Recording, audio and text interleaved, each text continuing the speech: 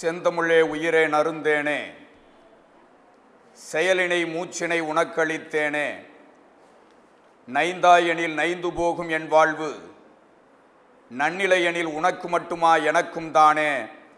அன்னை தமிழுக்கு 1000 கோடி வணக்கங்கள். மண் பயனுற வேண்டும் என்ற கொள்கை முழக்கத்தோடு தொடர்ந்து தமிழ் பணியாற்றி கொண்டிருக்கிற மக்கள் தொலைக்காட்சியும் மிகச்சிறந்த கல்வி நிறுவனமாக திகழக்கூடிய நேஷனல் ஐடி மெட்ரிக் மேல்நிலைப் பள்ளியும் இணைந்து நடத்துகிற பொங்கல் திருநாளில் நேயர்கள் அத்துணை பேருக்கும் தமிழர் திருநாள் நல்வாழ்த்துக்களை சொல்லிக் கொள்வதிலே நாங்கள் பெருமைப்படுகிறோம். உலகத்திலே எத்தனை திருவிழாக்கள் நடந்தாலும், எத்தனை பண்டிகைகள் நடந்தாலும், நமது பொங்கல் திருநாளுக்கு இணையான ஒரு திருவிழா இல்லை என்றே சொல்ல முடியும். ஏனென்று சொன்னால், நமது மண்ணின் பண்பாட்டையும் கலாச்சாரத்தையும் நாகரிகத்தையும் பீடோடும் பெருமையோடும் எடுத்து சொல்லுகிற ஒரு ஒப்பரிய விழா நமது தை திருநாள் என்று சொன்னால் அதை யாராலும் மறுக்க முடியாது.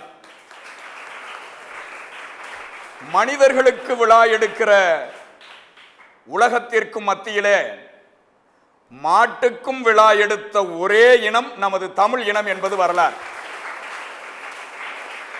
இதுல ஒரு அருமையான கேள்வியை மக்கள் தொலைக்காட்சி விவாத அரங்கமாக இங்கே வைத்திருக்கிறது.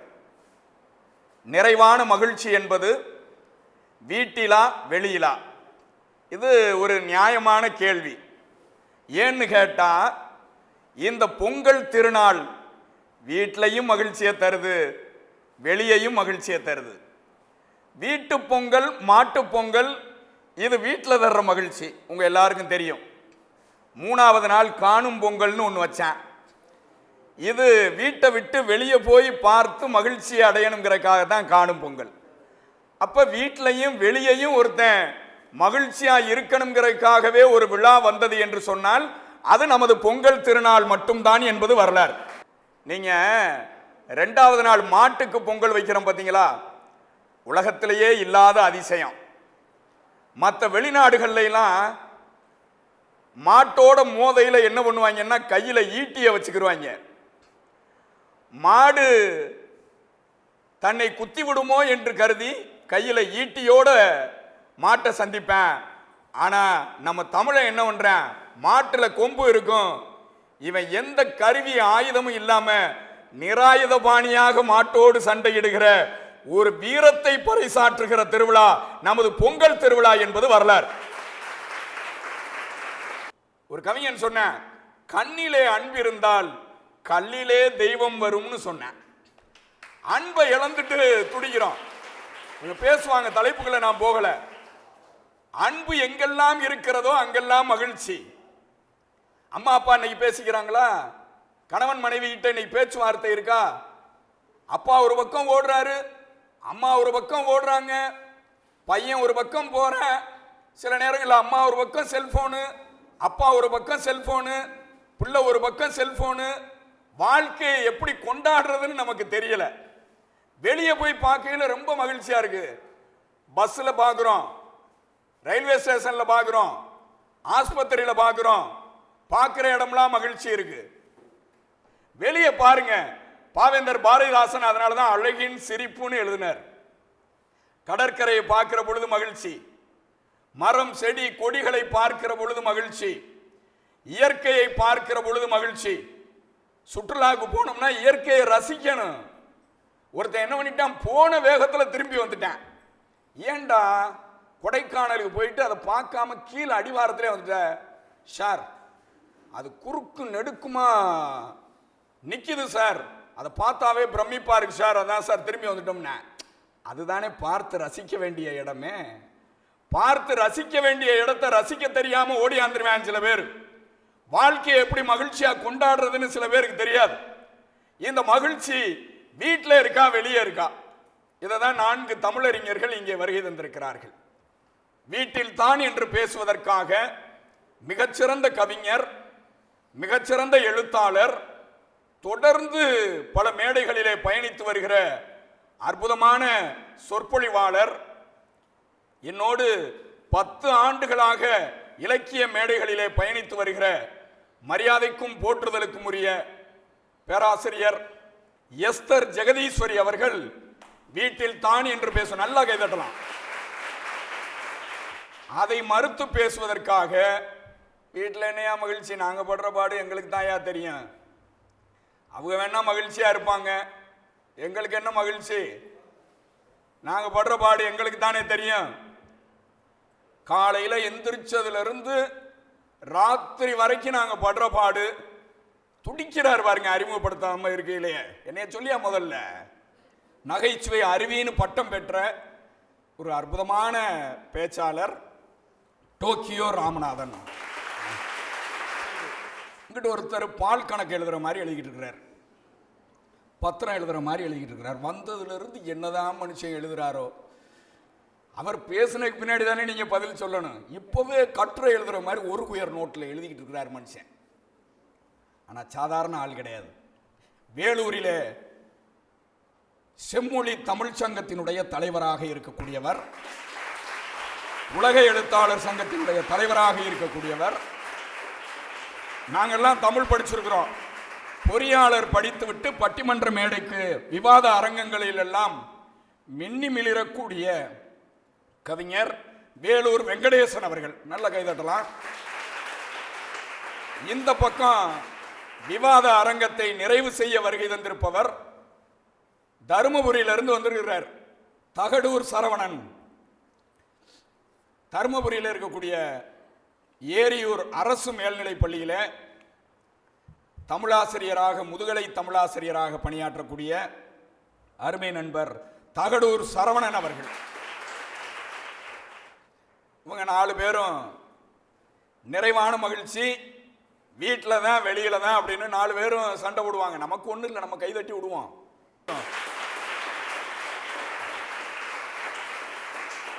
ஏன் உங்களை அப்படி சிண்டு மூட்டி விட சொல்றேன்னா, எப்பவுமே கைதட்டினா சிரிச்சாதான் பேச்சு வரும். சில ஊர்ல எல்லாம் பேசிக்கிட்டு இருப்போம், நடுவில் ஒருத்தர் வந்து நின்றுக்கிட்டு நிகழ்ச்சி அமைப்பாளர், எங்க சிரிங்க பார்ப்போம், அவன் எப்படி பேசுவாங்க, சிரிச்சாம்பாங்க. சிரிச்சா தானே பேச்சு வரும், கைதட்டினா தானே பேச்சு வரும். நம்ம வாட்டு கையை கட்டிக்கிட்டு இருந்தோம்னா எப்படி இவங்க பேசுவாங்க? நம்ம வாட்டுக்கு கை தட்டி விடுவோம். இந்த பக்கம் ஒரு லட்டு, இந்த பக்கம் ஒரு லட்டு, ரெண்டும் மோதுச்சுன்னா உதுந்துச்சுன்னா நமக்கு என்ன? பூந்தி தான். நம்ம வாட்டுக்கு 2 அணியவும் கிளப்பி விடுவோம். இப்போ நிறைவான மகிழ்ச்சி என்பது வீட்டிலா வெளியிலா? வீட்டிலங்கிறது உங்களுக்கு தெரியும், அம்மா அப்பாவை பற்றிலாம் பேசுவாங்க. வெளியிலங்கிறது பார்த்த காட்சிகளை எல்லாம் பேசுவாங்க. இவங்க பேசினதுக்கு பின்னாடி மகிழ்ச்சி, உண்மையான மகிழ்ச்சி எங்கே இருக்கிறது என்பதனை நான் தீர்ப்பாக வழங்குவேன் என்பதாக சொல்லி மக்கள் தொலைக்காட்சிக்கு ஒரு பெரிய பாராட்டு கொடுக்கணும். பல தொலைக்காட்சிகள் விலைக்காட்சிகளா போயிருச்சு. சில தொலைக்காட்சியெல்லாம் பார்க்கவே முடியல, கன்றாவியா இருக்கு. எதை போடக்கூடாதோ அதை தான் போட்டுக்கிட்டு இருக்காங்க. ஆட்டம் பாட்டம் கொண்டாட்டம்.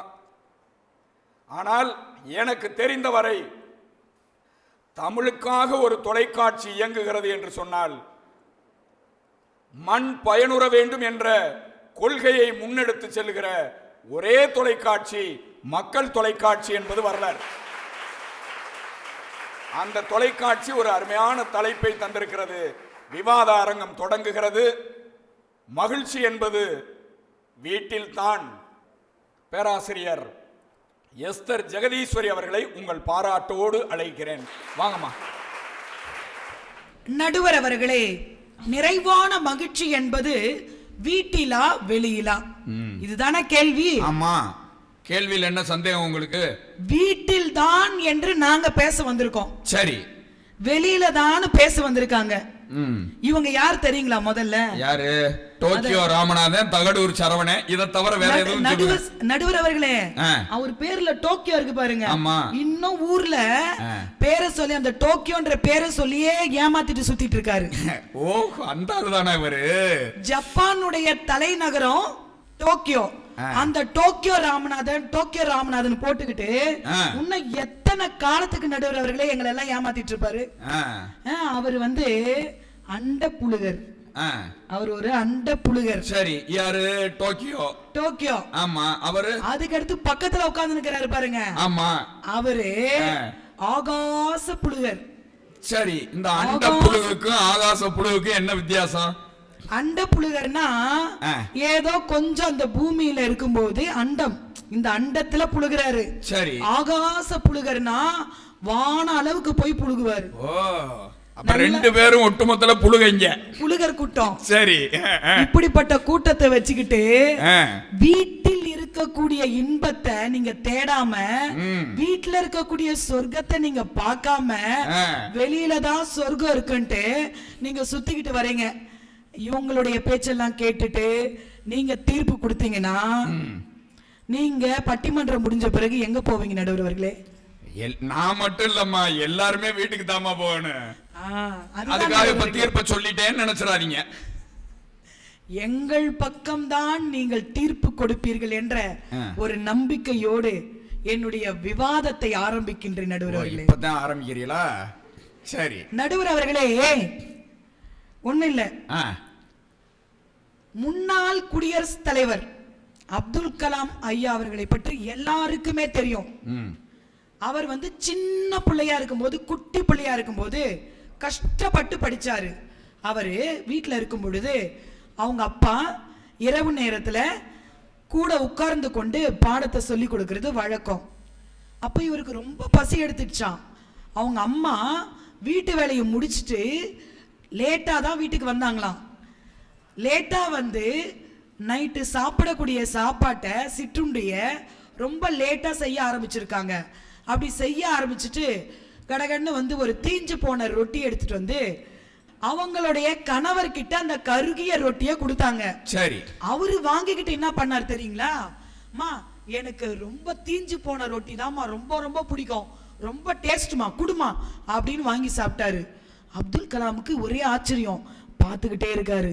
என்னடா இது, அப்பா வந்து கருகி போன ரொட்டி ரொம்ப பிடிக்கும்னு சொல்றாருன்னு சொல்லிட்டு தூங்குற நேரத்துல போயிட்டு அப்பாவுக்கு இரவு வணக்கத்தை சொன்னாராம். சொல்லிட்டு, அப்பா நீங்க கருகிய ரொட்டி ரொம்ப பிடிக்கும்னு சொன்னீங்களே, உண்மையா உங்களுக்கு பிடிக்குமாப்பா அப்படின்னு சொல்லி கேட்ட உடனே அந்த அப்பா அப்துல் கலாமை அப்படியே இறுக கட்டி பிடிச்சு கொண்டு சொன்னாராம், மகனே எனக்கு பிடிக்காதுதான்ப்பா, ஆனா உங்களுடைய அம்மாவும் வெளியில வேலைக்கு போயிட்டு வீட்டை காப்பாற்றுவதற்காக, வீட்டில் நீ படிக்கணுன்றதுக்காக, வீட்டில் எல்லாருமே சந்தோஷமா வாழணுன்றதுக்காக அம்மா வேலைக்கு போயிட்டு வந்து, வெளியில வேலைக்கு போயிட்டு வந்து வீட்லயும் வேலை செஞ்சுட்டு லேட்டா சமைச்சு கொடுக்குறாங்க.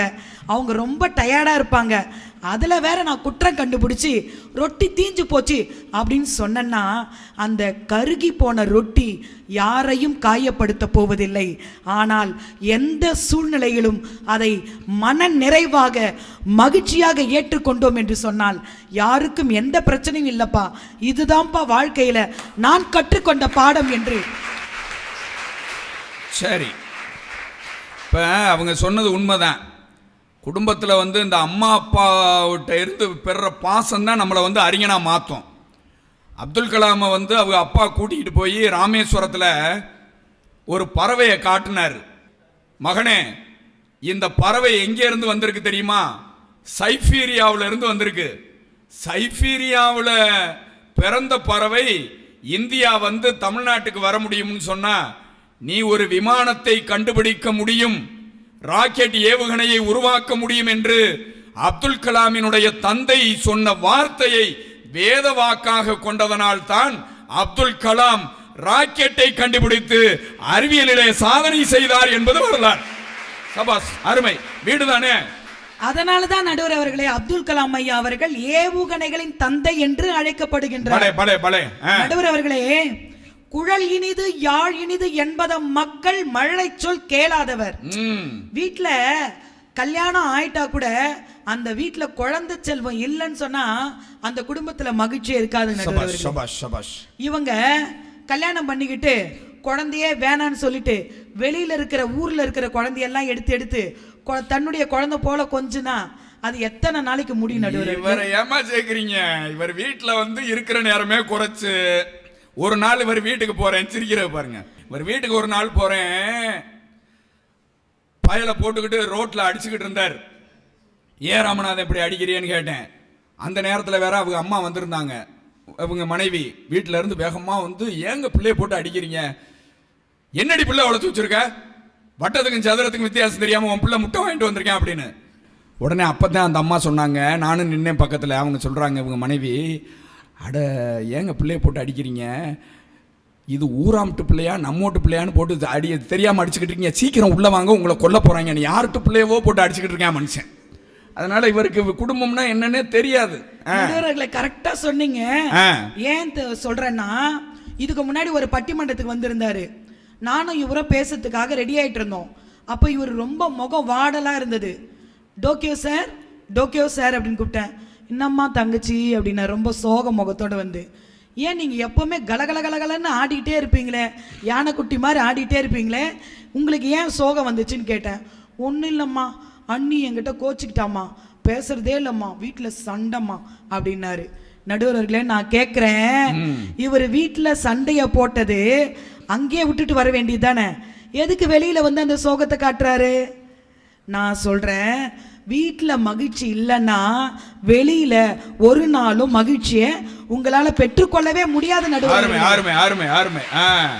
நீங்க வீட்டில் சொர்க்கத்தை தேடாமல் வெளியில் நீங்கள் எவ்வளவு கோடியாக கொடுத்தாலும் வெளியில ஒருபோதும் உங்களுக்கு சொர்க்கத்தை தேடவே முடியாது. நடுவர் ஆதரவு கூடுதே, நீ சொல்ல கைதட்டு விழுந்துகிட்டே இருக்கேன். உண்மைக்கு எப்பவுமே கூடுவாங்க நடுவர்களே. சரி, நல்லதொரு குடும்பம் என்பது பல்கலைக்கழகம் மாதிரி. அதுல கணவர் வேந்தர், மனைவி துணைவேந்தர், அந்த பிள்ளைகள் மாணவர்கள். ஒரு பல்கலைக்கழகம் போல அந்த குடும்பம் இருக்க வேண்டும். எல்லாருமே ஒருத்தருக்கு ஒருத்தர் விட்டு கொடுத்து வாழும்போது அந்த வாழ்க்கை இருக்குது பாருங்க, அவ்வளவு சந்தோஷமா இருக்கும். ஒரு நாள் ஜோன்னு மழை பெஞ்சுட்டே இருந்த நடுவர்களே. சரி, நல்ல பெரிய மழை, கன மழை, அடர் மழை பெஞ்சிட்டு இருக்கு.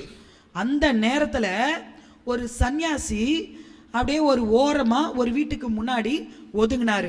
அவர் ஒதுங்கிட்டு உட்காந்து பார்த்துக்கிட்டே இருந்தாரு. ஆனா இன்னொருத்த என்ன பண்ணான்னா, ஆடு மாடுகள் எல்லாம் மேய்ச்சிட்டு போயிட்டு மழையில நனைஞ்சு கொண்டு வீட்டு உள்ள நுழைஞ்சிட்டு இருந்தான்.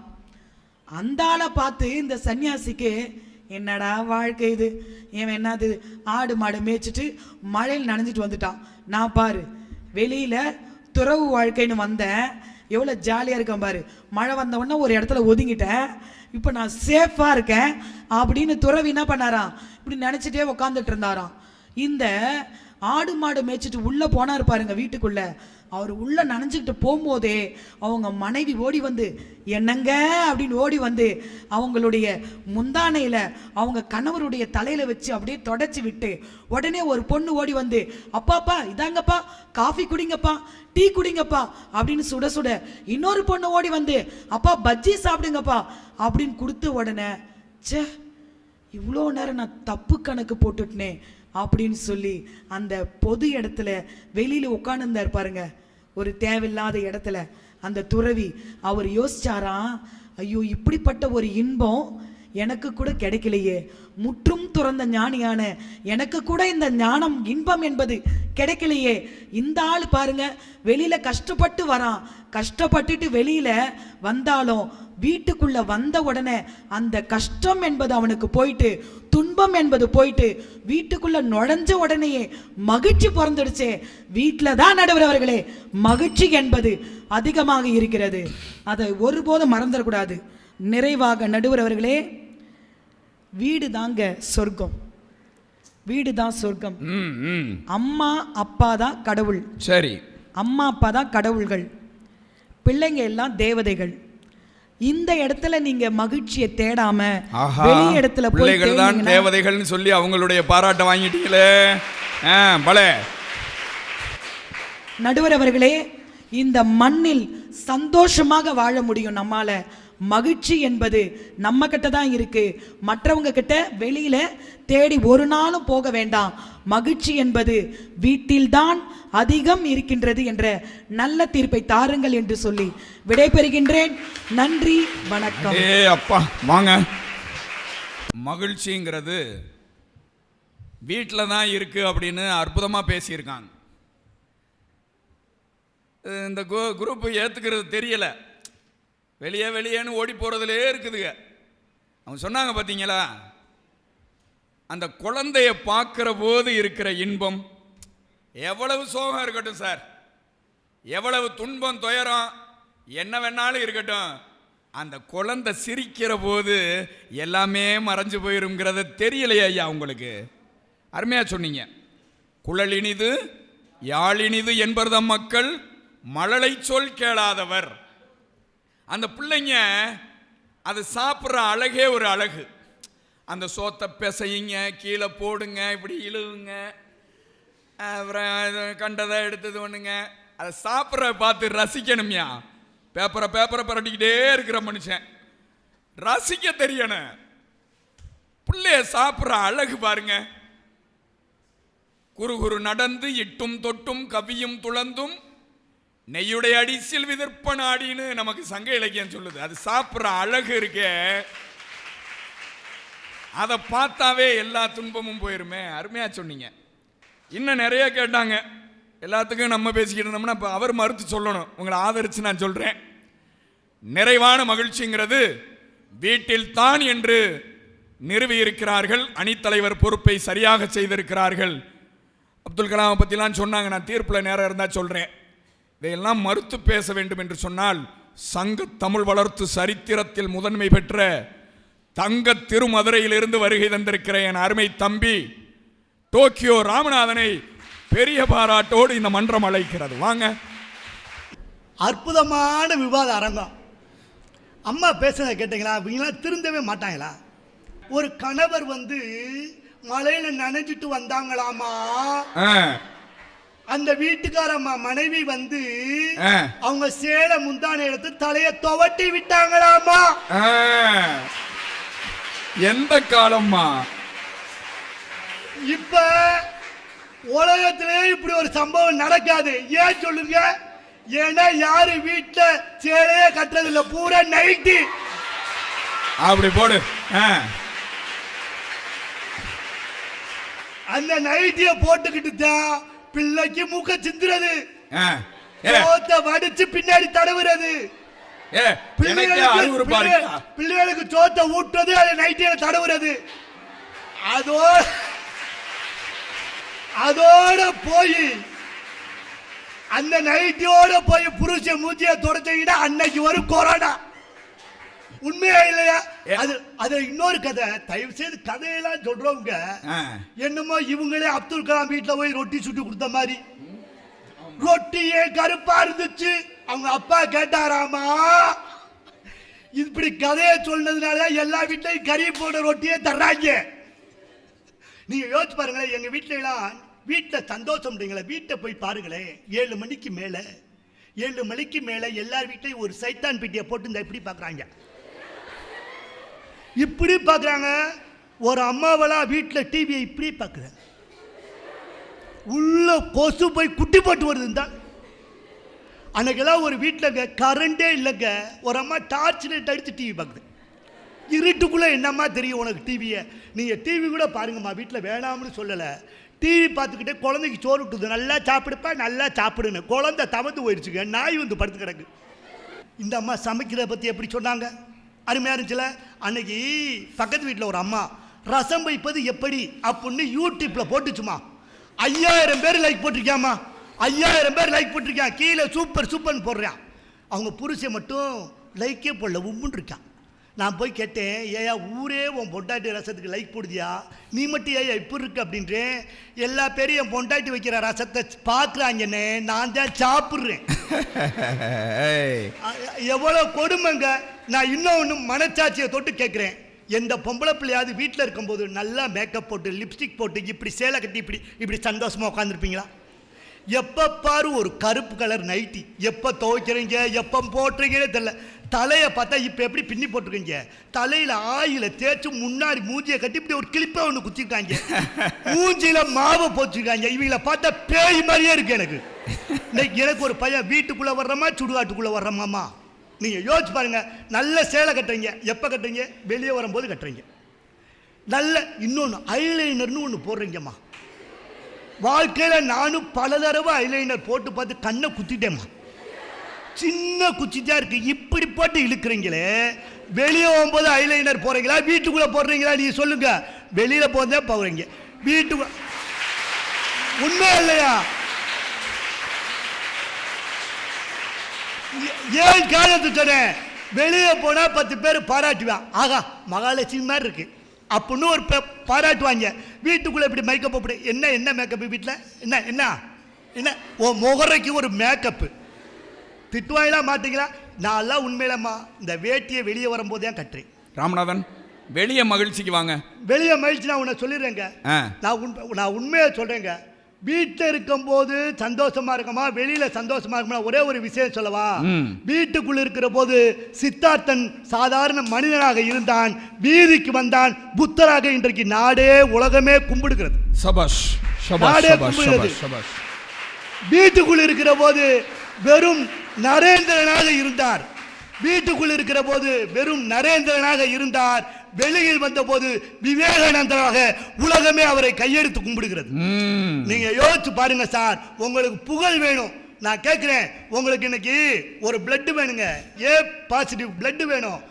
நீங்க பேஸ்புக்ல ஒண்ணு போடுங்க, ஊரே வந்து இந்த உலகத்தில் இருக்க நண்பர்கள் எல்லாம் உங்களுக்கு பிளட் கொடுக்குறான்.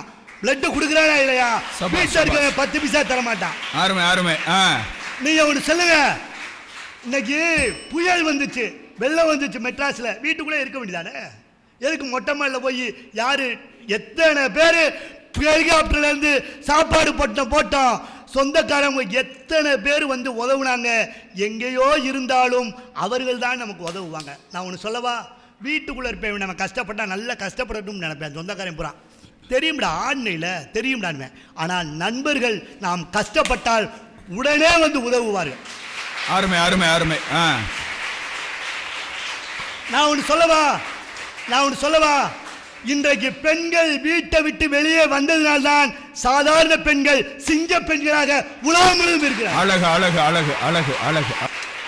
இன்னைக்கு வீட்டுக்குள்ளே பெண்ணை பூட்டி வைப்போம் என்ற விந்தை மனிதர் தலை குனிந்தார். நான் பாருங்க, நீங்க யோசிச்சு பாருங்க. பெண்களை என்னங்க வச்சிருந்தீங்க உங்க காலத்துல? பிள்ளைங்க வீட்டை விட்டு 6 மணிக்கு மேல வெளியவே போகக்கூடாது. ஏன் போனா என்ன உப்பு போட்டு வைக்க வேண்டிய பொம்பளை பிள்ளைக்கு? இன்றைக்கு வீட்டை விட்டு வெளியே வாருங்கள் என்று அழைத்தோம். இன்றைக்கு உலகமெங்கும் நம் தமிழ் பெண்கள் கோலாச்சு கொண்டு இருக்கிறார்கள் என்றால் வெளியில் தான் மகிழ்ச்சி. வாய்ப்புக்கு நன்றி. சபாஷ் சபாஷ். ஜெகதீஸ்வரிய வந்து தேவையில்லாம பேசிட்டோமோ அப்படின்னு அவங்க வருத்தப்படுற அளவுக்கு டோக்கியோ ராமநாதனுக்கு அங்கே ரசிகர்கள் அமோக ஆதரவு கொடுத்துருக்குறாங்க. வேலூர் வெங்கடேசன் அவர்களுக்கு ஒரு செய்தி ஒன்று கேட்டிருக்கிறார். தலைய அப்படியே தடவிக்கிட்டு இருக்கக்கூடாது, பதில் சொல்லணும். அதுக்கு நீங்கள் வெளிச்சம் போட்டு காட்டணும். என்ன கேட்டிருக்காருன்னா, பெண்களை பூட்டி வச்சது வீடு, உண்மைதானே? பெண்களை பூட்டி வச்சது வீடு, வெளியே கொண்டுகிட்டு வந்தது சமூகம்னு ஒரு செய்தியை சொல்லியிருக்கிறார். அருமையான செய்தி. அதனால தான் பாவேந்தர் பாரதிதாசன் சொன்னார், பூட்டிய இரும்பு கூட்டின் கதவுகள் உடைபட்டன, சிறுத்தையே வெளியில் வா என்று உங்களை வெளியே கொண்டு வந்தது இந்த சமூகம்தான். வெளியில் தான் இந்த சுதந்திரம் கிடைத்தது, வெளியில் தான் கல்வி கிடைத்தது, வெளியில் தான் சான்றாண்மை கிடைத்தது. அற்புதமான வாதத்தை வைத்திருக்கிற ராமநாதனை பாராட்டி அதற்கெல்லாம் பதில் சொல்வதற்கு செம்மொழி தமிழ்ச்சங்க தலைவர், வேலூர் வித்தகர், மரியாதைக்குரிய கவிஞர் வெங்கடேசன் அவர்களையும் பலத்த பாராட்டுதலோடு இந்த மன்றம் அழைக்கிறது. வாங்க. எதிரணியிலே நம்முடைய டோக்கியோ ராமநாதன் அவர்கள் வந்தார்கள். பேருக்கும் அவருக்கும் எந்தவித சம்பந்தமாக இருக்கிறதா என்பதை பார்த்துதான் இங்கே இருக்கின்ற பெண்கள், சிங்க பெண்கள் கைத்தட்டினார்களே தவிர அவருக்கு புகழ் கூடுகிறது என்பதற்காக கைத்தட்டவில்லை. ஒரு வினோதமா இருக்கிறாருன்னு கைதட்டினியேன்னு சொல்றாரு. ஆமா. ஆகவே நாங்கள் பார்க்கின்ற பொழுது இங்க ஒரு கருத்தை அவர்கள் விவாதத்தை மிக எளிமையாக வைத்தார்கள். என்ன கருத்து என்று நீங்கள் சொன்னீர்கள்? என்ன? பெண்கள் அன்றைக்கு வீட்டிலே பூட்டி கிடந்தார்கள் என்கின்ற ஒரு கருத்தை சொன்னீர்கள். ஆமா. இன்றைக்கு பெண்கள் வெளியிலே சுதந்திரமாக படித்து பல்வேறு துறையிலே இன்றைக்கு முன்னேறி கொண்டிருக்கிறார்கள் என்பது கருத்தை நீங்க சொல்லி அன்றைக்கு பெண்கள் உலகம்தான் வீடு என்று இருந்தார்கள், இன்றைக்கு பெண்கள் வீடுதான் உலகம் என்று இருக்கின்றார்கள். அந்த அளவிலே இன்னைக்கு இருக்கின்ற பெண்கள் உலக அளவிலே சுற்றினாலும் கூட அன்றைக்கு இருந்த பெண்கள் வீடுதான் உலகம் என்று வீட்டிலே அன்பை வைத்தார்கள், அன்பை தழைத்தார்கள். அன்பும் அரணம் உடைத்தாயின் இல்வாய்க்கை பண்பு பயணம் அது என்று சொன்னார்கள். அங்கே அன்பு இருந்தது, பண்பு இருந்தது, பயன் இருந்தது. அதுதான் வீடு, அங்கதான் மகிழ்ச்சி இருக்கிறது என்பதை நான் சொல்லி, வீடு ஒரு சமத்துவமாக இருக்கின்றது, அங்கதான் அன்பு இருக்கிறது, அங்கதான் பாசம் இருக்கிறது, பாசம் இருக்கிற இடத்துல தான் மகிழ்ச்சி இருக்கிறது என்பதை நான் சொல்லி, இன்றைக்கு இந்த சமத்துவம் என்று சொன்னால் அங்கே எல்லா விதமான மகிழ்ச்சியும் நாம் கேட்கின்ற உணவும் நமக்கு தேவையான உணவு அத்தனையும் கிடைக்கின்ற ஒரு இடம் என்று சொன்னால் அது வீடு. அந்த வீடுதான் தாய் பாசத்திற்கு ஈடு இணை ஏதும் இல்லை என்பதை நான் இங்கே சொல்லிக்கொள்ள கடமைப்பட்டேன். அதுதான் நாம் பார்க்கின்ற பொழுது எத்தனையோ விதமான பால் இருக்கின்றது. ஆனால் தாய்ப்பாலுக்கு ஈடு இணை இருக்கிறதா என்று சொன்னால் இல்லை. யோசிக்கிறாங்களே கவிஞரே, அதுதான் அது அந்த தாய்ப்பால் தான் இன்றைக்கு உலக தாய்ப்பால் தினமாக இன்றைக்கு அரசாங்கங்கள் கொண்டாடி கொண்டிருக்கிறது. நீங்கள் சிந்தித்து பார்க்க வேண்டும். காரணம் என்ன? தாய்ப்பாலே யாரும் கொடுக்கிறதுக்கு தாய்ப்பால் கொடுக்கப்படுகின்ற குழந்தைகள் அறிவாளிகளாக இருக்கின்றார்கள். சமுதாயம் கொடுக்கின்ற புட்டி பால்களால் உடல் மட்டும் வளருமே தவிர அறிவு வளராது என்பதுதான் உண்மை. உலகத்திலே சிறந்தது தாய்ப்பால் தான் அறிவு வளர்க்கும், அன்பு வளர்க்கும், பண்பை வளர்க்கும், எல்லாமே வளர்க்கும். அதுதாங்க நாங்க சொல்றோம். குடும்பம் தான் நமக்கு மகிழ்ச்சி கொடுக்கும் நாங்க சொல்றோம். ஆனா இந்த ரெண்டு பேருக்கு அது புரியலையே. எப்படி இருக்காங்க பாருங்க. மாசத்துக்கு 25 நாள் பட்டிமன்றமே தெரிஞ்சாய் எப்படிங்க குடும்பம் மகிழ்ச்சியா இருக்கும் சொல்லுங்க. நாங்கெல்லாம் எப்படி இருக்கோம்? ரெண்டு பேரும் எங்க அணியில எப்படி இருக்காங்க பாருங்க. வீட்டு சாப்பாடு எப்படி இருக்காங்க பாருங்க. வெளியவே சாப்பிடுறாங்க. இவங்க ரெண்டு பேரும் சரவண உள்பட எல்லாமே ஹோட்டல் சாப்பாடு, சமுதாய சாப்பாடுனா எப்படி இருக்காங்க பாருங்க. எங்கே உணவு கூட தாய்மார்கள் வீட்டிலே சாப்பிடுகின்ற பொழுதுதான் அங்கே அன்பு இருக்கும். தாய் தன்னுடைய மகனுக்கும், தன்னுடைய கணவனுக்கும், தன்னுடைய குழந்தையாருக்கும், தன்னுடைய மாமியாருக்கும் எப்படியெல்லாம் சமைத்தால் அவர்கள் சாப்பிடுவார்கள் என்கின்ற அளவிலே கொடுத்து இன்பத்தை, மகிழ்ச்சியை கொடுக்கிறவர்கள் நம்முடைய குடும்ப பெண்கள் என்பதை நான் சொல்ல கடமைப்பட்டிருக்கின்றேன். ஆனால் நீங்கள் ஓட்டலிலே இந்த சமுதாயத்தில் கொடுக்கின்ற உணவுகள் எப்படி இருக்கிறது என்பதை இந்த ரெண்டு பேரை பார்த்தாலே தெரியும். இந்த பெண்கள் இன்றைக்கு நாம் பார்க்கின்ற பொழுது ஒரு சிறந்த ஒரு பொருளாதார மேதையாக இன்றைக்கெல்லாம் இலங்கை போன்ற நாடுகள் எல்லாம் பொருளாதாரத்தில் பின்தங்கி இருக்கிறது. ஆனால் நீங்கள் பார்க்கின்ற பொழுது பெண்கள் ஒவ்வொரு வீட்டினுடைய கண்களாக இருந்து கொண்டு பொருளாதாரத்தை ஆள்வதிலே மிக சிறப்பாக இருந்து கொண்டிருக்கிறார்கள். அதுதான் நான் ஒரு பாடலை அன்றைக்கு நம்முடைய பொருளாதார ஏற்றத்தாழ்வு உலக அளவில் ஏற்பட்ட பொழுது இந்தியா மட்டும் தலை நிமிர்ந்து இருந்தது, மற்ற நாடுகள் எல்லாம் படுத்திருந்து இந்தியாவை பார்க்கின்றது. இந்தியா மட்டும் தலை நிமிர்ந்திருந்து சொன்னால் அன்றைக்கு தாய்மார்களும் பாட்டிமார்களும் பாட்டன்மார்களும் சேமிச்சு வச்ச பணத்தால் தான் இந்தியா தலை நிமிர்ந்தது. அங்கேதான் நமக்கு மகிழ்ச்சி இருக்கிறது என்று சொல்லி வீட்டிலே இருக்கிறது மகிழ்ச்சி, சமுதாயத்திலே இல்லை. நீங்கள் சமுதாயத்தோடு சேராதீர்கள், ஒன்று சேராதீர்கள், வீட்டிலிருந்து மகிழ்ச்சியாக இருங்கள்.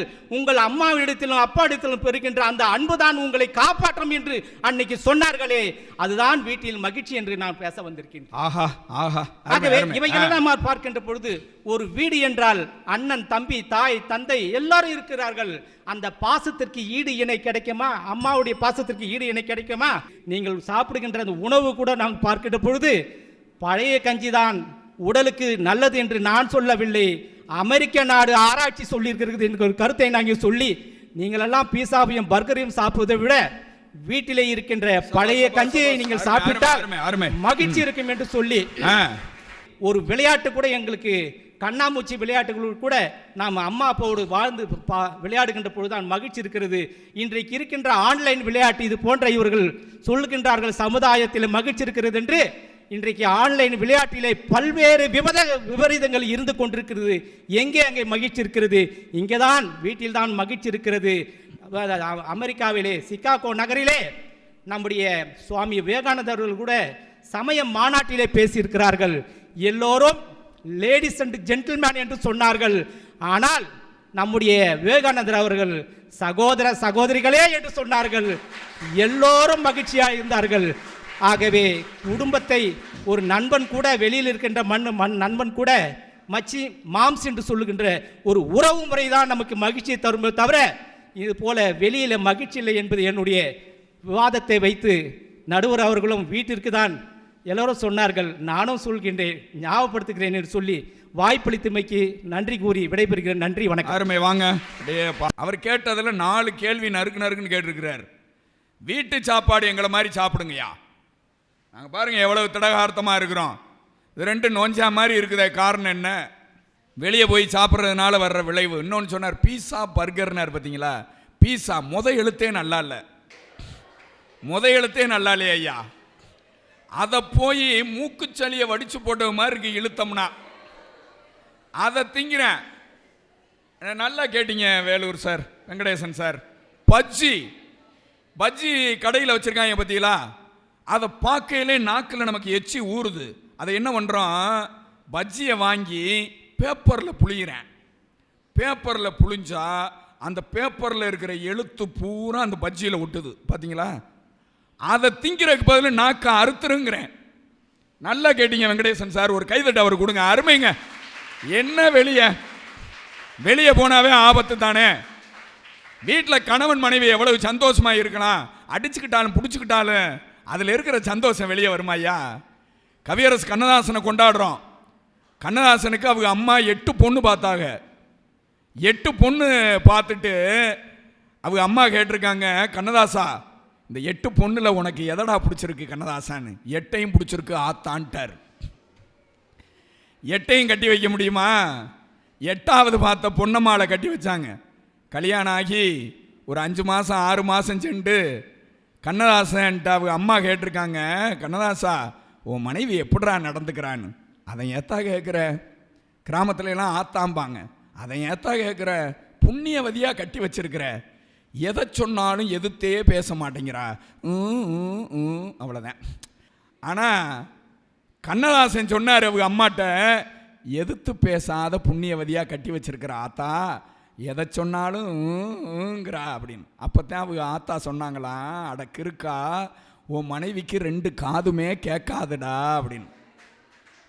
அப்பவும் தாளை எடுத்துக்கிட்டு கவியரசு கண்ணதாசன் எழுதியிருக்கிறாரு, என் மனைவிக்கு செவிகள் பழுதானாலும், என் மனைவிக்கு செவிகள் பழுதானாலும் சேவை சிறப்பால் என் கவிகள் பழுதாகாமல் பார்த்திருந்த ராசாத்தி என்று கவியரசு கண்ணதாசன் எழுதினார் என்று சொன்னால் அதுதானேயா மகிழ்ச்சி.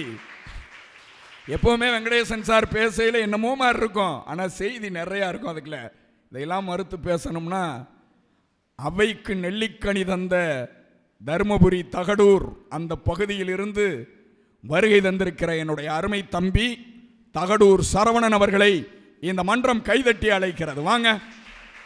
நடுவர்களே, எதிரணிலிருந்து சகோதரி எஸ்தர் வந்தாங்க. வீட்டில் தான் மகிழ்ச்சின்னு சொன்னாங்க. சரி, வீட்டில் எப்படி மகிழ்ச்சியாக இருக்கிறாங்கன்னு சொல்லி அவங்க வீட்டுக்கு போய் பார்க்கலாம் அப்படின்னு அவங்க வீட்டுக்கு போனாங்க. இவங்க எங்கேயோ விவாத அரங்கத்துக்கு வந்துட்டு இருந்தாங்க.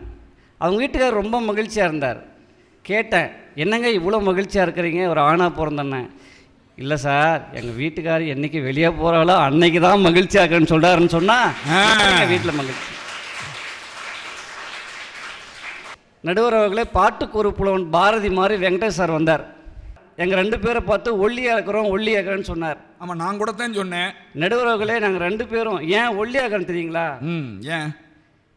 நான் இந்த ஆசிரியர் பணிக்கு வந்து 16 ஆண்டுகள் ஆகுதுங்க. எத்தனை வருஷம்? 16 ஆண்டுகள். 16. முதுகலை தமிழாசிரியராக இருக்கிறேன். இந்த மாணவர்களோடு சேர்ந்து மாணவனாக இருப்பதால் தான் நான் ஒல்லியாக இருக்கிறேன் என்பதுதான் நிதர்சனமான உண்மை. என்னையா மாணவர்களுக்கு பாடம் நடத்துறதுக்கும் ஒல்லியா இருக்கிறதுக்கும் என்னையா சம்பந்தம்? அவ்வளோ மகிழ்ச்சியாக இருக்கணும் நடுவர்களே. நாங்கள் மகிழ்ச்சியாக இருந்தா பூரிப்பாவில் இருக்கணும் நடுவர்களே. அந்த மகிழ்ச்சி ஆனால் அப்புறம் நோய் வந்துடும் நடுவர்களே. எதிரணி சகோதரி ஒரு கருத்து சொன்னாங்க. அப்துல் கலாமுடைய வீட்டில் அவங்க அம்மா ரொட்டி சுட்டு கொடுத்தாங்க, அம்மா ரொட்டி சுட்டு தர்றாங்க அப்படின்னு சொல்லி உண்ணலாம் உறங்கலாம் உண்ணலாம் உறங்கலாம் என்று அப்துல் கலாம் படுத்திருந்தால் இன்றைக்கு படிக்கலாம், முயற்சிக்கலாம், சாதிக்கலாம் என்று இந்தியாவை கனவு காண செய்திருக்க முடியுமா என்பது என்னுடைய கேள்வி. நடுவர்களே, நல்லதொரு குடும்பம் பல்கலைக்கழகம்னு சொன்னாங்க 2 பேருமே. ஆனால் இன்னைக்கு குடும்பங்கள் எல்லாம் பல்கலைக்கழகங்களாலிங்க பல கழகங்களுக்கு காரணமான இடமா இருக்கு. ஒரு காலத்தில் நடுவர்களே, நம்ம காலத்துலலாம் காதை தொட்டா பள்ளிக்கூடம் சேர்த்துவாங்க. இப்பெல்லாம் பிறந்த குழந்தை தவழ்ந்து போய் கதவை தொட்டாலே பள்ளிக்கூடம் சேர்த்திடுறாங்க. சார், குழந்தை 2 கேஜி இருக்குது இல்லை சார், ஃப்ரீ கேஜி சேர்த்திடுறாங்க. அதோட சும்மா விடுறாங்களா? அந்த குழந்தையோடைய அப்பா சொல்கிறான், என் பையன் டாக்டர் ஆகணும். அவங்க அம்மா சொல்கிறாங்க, என் பையன் இன்ஜினியர் ஆகணும். அவங்க தாத்தா சொல்கிறாரு, எங்கள் பேரன் கலெக்டர் ஆகணும். அவங்க பாட்டி சொல்கிறாங்க, எங்கள் பேரன் நீதிபதி ஆகணும். நடுவர்களே, அந்த குழந்தைய கடைசி வரைக்கும் யாரும் மனிதனாக வேண்டும் என்றே சொல்ல வேண்டும் சொன்னால் எப்படிங்க வீட்டில் மகிழ்ச்சி இருக்கும்? சார், நான் வகுப்பில் கேட்டேங்க, என்கிட்ட படிக்கிற +2 பையனை. என்ன கேட்டீங்க? யார் இல்லைன்னா இந்த உலகத்தில் உன்னால் வாழ முடியாது அப்படின்னு கேட்டேன். அதுக்கு கேட்டு வரேன்னு சொல்கிறேன், அப்பா கிட்டன்னு போனான். அடுத்த நாள் வந்து சொன்னான், செல்போன் இல்லைன்னா எங்கள் அப்பாவால் உயிர் வாழ முடியாது, டிவி சீரியலை பார்க்கலன்னா எங்கள் அம்மாவால் உயிர் வாழ முடியாது, ஆனால் அவங்க 2 பேருமே இல்லைன்னா என்னால் உயிர் வாழ முடியாதுன்னு சொன்னான் சார் பையன். இப்படி தான் சார் இருக்குது வீட்டினுடைய நிலைமை. தன் ஆசைகளை, தன் கனவுகளை, தன் லட்சியங்களை எல்லாம் குழந்தைகள் மீது சுமத்துவது வீடு. அந்த லட்சியங்களை அறிந்து அவர்களை சாதனையாளர்களாக மாற்றுவதுதான் நாடு என்று சொன்னால் நடுவரவுகளே சிந்திச்சு பார்க்கணும். நிறையான மகிழ்ச்சி என்பது வெளியில தாங்க. நடுவரவுகளே, அது தெரியாம போச்சு வெங்கடேசன் சாருக்கு. உப்பு இல்லாம கூட வாழ்ந்துடலாங்க. சரி, ஏன் உறவு இல்லாம கூட வாழ்ந்துடலாங்க. ஆனா நட்பு இல்லாம யாரும் வாழ முடியாது. பலே பலே பலே பலே. இந்த நட்புங்கவும் எவ்வளவு கைதட்டு பார்த்தீங்களா? அதனால தான் ஒரு கவிஞர் சொன்னாரு, காதலை காட்டிலும் நட்பு சிறந்தது, காதலை காட்டிலும் நட்பு சிறந்தது. ஏன் தெரியுமா? நான் சொல்றேன், அப்புறம் கைதட்டுங்க. காதல் என்பது வெறும் முத்தத்தின் சத்தம், நட்பு ஒன்றுதான் ரத்தத்தின் யுத்தம் என்று ஒரு கவிஞன் எழுதினான். நடுவர்களே, இந்த மனுஷ வாழ்க்கையில் எல்லோருக்குமே அது ஆணாக இருந்தாலும் சரி பெண்ணாக இருந்தாலும் சரி ஒரு திருப்பு முனைன்னா அது திருமணம் தாங்க. ஆனால் என்ன ஒன்றுன்னு கேட்டிங்கன்னா ரொம்ப பேருக்கு ரொம்ப மாதிரியாக திரும்பிடுது. நானும் அந்த கனவுல தாங்க கல்யாணம் பண்ணேன். எப்படி தெரியுமா நான் நினச்சேன்? வாலிபங்கள் ஓடும், வயதாக கூடும், ஆனாலும் அன்பு மாறாதுன்னு நினச்சி கல்யாணம் பண்ணேங்க. வாலிபமும் ஓடுது, வயசும் கூடுது, ஆனால் என் பொண்டாட்டிக்கு மட்டும் என் மேலே அன்பு வந்த மாதிரியே தெரியலிங்க. உண்மையை சொல்லட்டுங்களா? சொல்லுங்க. எனக்கு கல்யாணம் ஆகி 13 வருஷம் ஆகுதுங்க. அதை ஏன் இவ்வளோ வேதனையாக சொல்கிறீங்க? வெளியில் தான் சொல்ல முடியும். அது இந்த மாதிரி மாணவர்கிட்ட சொன்னால் தான் என் மனசு ஆறுதல் அடையும். போன வாரம் என் பொண்டாட்டி கேட்டா, உங்களை கட்டின்னு நான் என்னத்தை கண்டேன்னா. என்னடி இப்படி கேட்குற? நான் கல்யாணம் பண்ணும்போது நீ டிகிரி 3ஆவது வருஷம் படிச்சுட்டு இருந்த, உன்னை எம்எஸ்சி படிக்க வச்சேன், பிஎட் படிக்க வச்சேன், இன்றைக்கி நகை நட்டு அது இதுன்னு வாங்கி போட்டிருக்கிறேன்னு. அதுக்கு சொன்ன நடுவுகளை அவ என்னது அது என்னையா அதுக்கு என்ன அர்த்தம்னு தெரியல. அதான் நடுவுகளை நீங்கள் தான் சொல்லணும். அது அகராதியில் எங்கேயும் தேடி கண்டுபிடிக்க முடியாது. எதை சொன்னாலும் வீட்டில் அது ஒன்று இருக்குது. எல்லார் வீடுகள்லையுமே இருக்கிறதுனால தானே சிரிச்சுக்கிட்டு இருக்கீங்க. நடுவர்களே, ஆடி தள்ளுபடியில் பொருள் வாங்குறதும் அவசரப்பட்டு கல்யாணம் பண்ணுறதும் ஒன்றுங்க. எங்கேயா இதெல்லாம் ரூம் போட்டு சிந்திக்கிறீங்க? இது மாதிரிலாம் அமைஞ்சா நமக்கு அதிர்ஷ்டம், அமையலைன்னா தள்ளி விட்டவனுக்கு அதிர்ஷ்டம். உண்மையிலே எங்கள் தாத்தா ஒரு சுதந்திர போராட்ட தியாகிங்க. நீங்கள் தைரியமாக கை தட்டலாம் எங்கள் தாத்தாவுக்கு. தாத்தா பேர் என்ன? எங்கள் தாத்தா பேர் வீரன், கொடி வீரன். என்னது கொடி வீரன்? கொடி வீரன். ஆமாம். நீங்கள் கேட்கலாம், உங்கள் தாத்தா எந்த சுதந்திர போராட்டத்துக்காக பாடுபட்டார்னு. என் பாட்டிக்கிட்டேருந்து சுதந்திரம் வாங்குறது தாங்க சார் பாடுபட்டார். நடுவரவுகளே, ஆனாலும் நானும் ஒரு வகையில் தியாகி தான். இதுக்கு கூட நீங்கள் தாராளமாக கைத்தட்டலாம். எப்படின்னு கேட்டிங்கன்னா, என் மகளை கல்யாணம் பண்ணின்னு வாழ்க்கையே தியாகம் பண்ணிட்டேன்னு சொல்லி எங்கள் மாமனார் மாதம் எனக்கு பென்ஷன் மாதிரி 3000 ரூபாய் தராருன்னு சொன்னால் யோசனை பண்ணினாலே மகிழ்ச்சி வீட்டில் எப்படி இருக்குன்னு. நடுவர்களே, இந்த ரஷ்யான் உக்ரைன் போர் கூட முடிஞ்சிடும், அந்த மாமியார் மருமக சண்டை முடியாதுங்க. நான் போன வாரம் ஹாஸ்பிட்டல் பக்கம் போயிருந்தேங்க. ஆம்புலன்ஸில் ஒரு மாமியாரை வேகமாக கொண்டு வந்துட்டு இருந்தாங்க.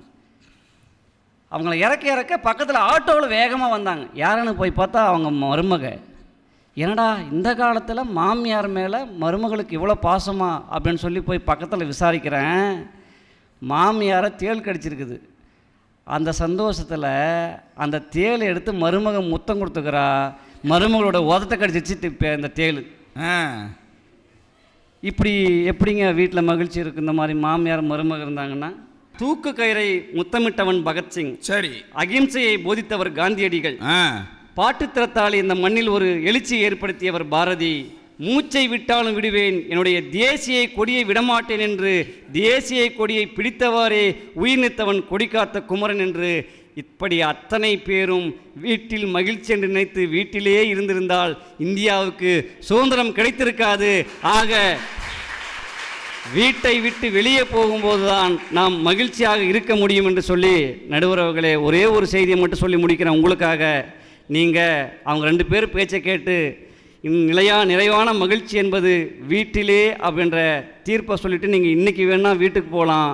ஆனால் நாளைக்கு மீண்டும் பட்டிமன்றன்னு பைய தூக்கின்னு சென்னைக்கு நம்ம the National ID International Matric மேல்நிலை பள்ளிக்கு தான் வந்து ஆகணும் என்பதை மனதில் வைத்து, நிலையான மகிழ்ச்சி என்பது வீட்டில் அல்ல வெளியிலே என்று தீர்ப்பை தருமாறு கேட்டுக்கொண்டு, விழிக்கட்டும் விழிகள், விடியட்டும் இரவு, சாகட்டும் சங்கடங்கள், சரியட்டும் சவால், வாழட்டும் தமிழ், வளரட்டும் தமிழர்களின் புகழ் உலகமெங்கும் என்று சொல்லி வாய்ப்புக்கு நன்றி பாடி விடைபெறுகிறேன்.